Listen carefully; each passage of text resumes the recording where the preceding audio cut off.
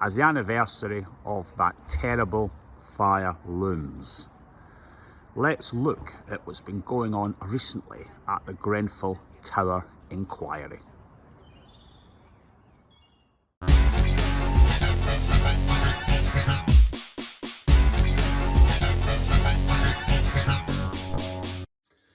Welcome to this week's First Things First. I'm Alistair McIntosh of the Housing Quality Network. I've been watching a lot of the Grenfell inquiry as the anniversary of that tragedy looms.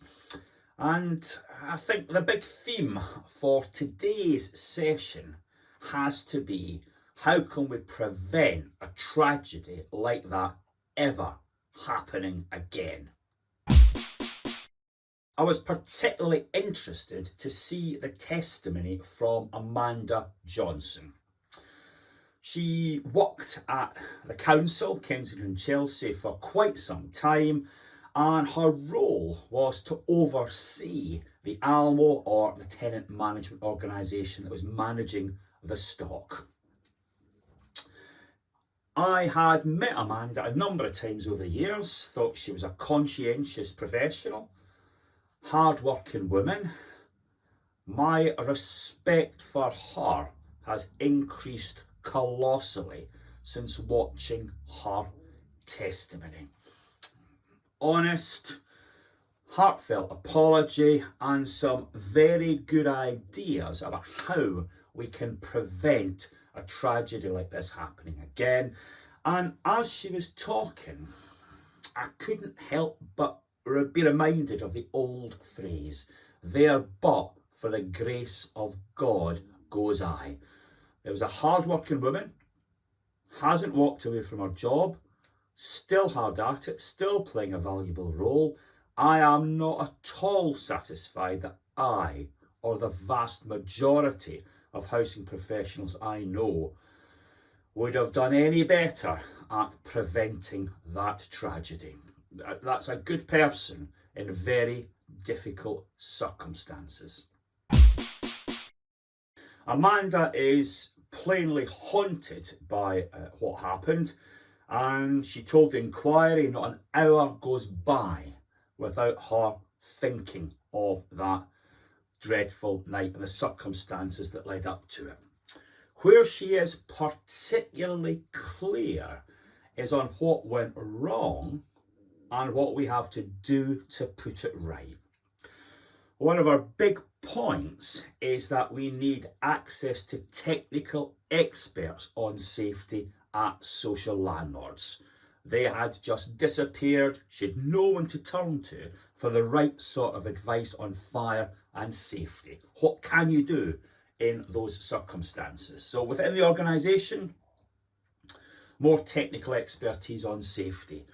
We need pressure from the outside too. Amanda was very taken by the old Audit Commission inspection regime and would like that to come back. The review that was undertaken of Kensington's ALMO in 2006 was glowing. Money was pouring in, properties were being improved. Happy days. Read that report carefully and you can see the roots of decay if they weren't very careful. The complaints procedure wasn't working at all well. Communication with residents on major work schemes had some difficulties, and the relationship with leaseholders was already proving to be highly problematic.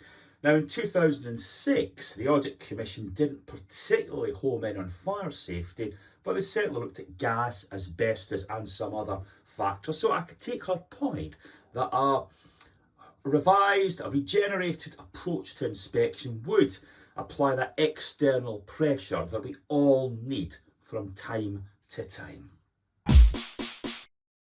As you would expect and has been widely documented, Amanda did point out that the relationship, the friction, the fracturing, call it what you will, between the council and the managing agent, TMO ALMO, got in the way and didn't help. In effect, there was some sort of turf war going on between the council, who were trying to monitor things, and the Almo, who wanted more operational freedom than was perhaps wise. So that's definitely something we have to look at in the future.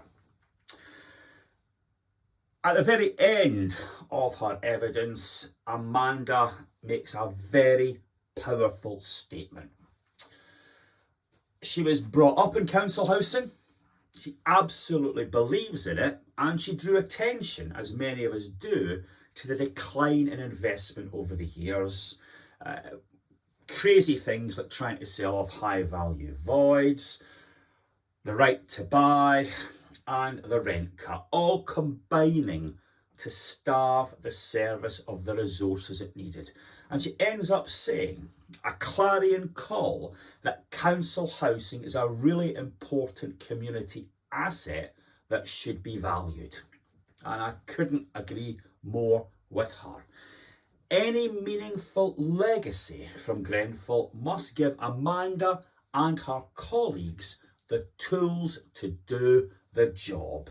They are access to technical experts on fire safety and other aspects of safety, a proper external inspection regime to keep the nose to the grindstone, a decent level of resources so that people aren't tempted into cutting corners. We need to listen to Amanda, we need to listen to residents, and if we do that, perhaps we will be able to prevent another Grenfell. So that's the big message. Amanda hasn't walked away, and neither should we. Thanks for your attention, and I hope to see you next week.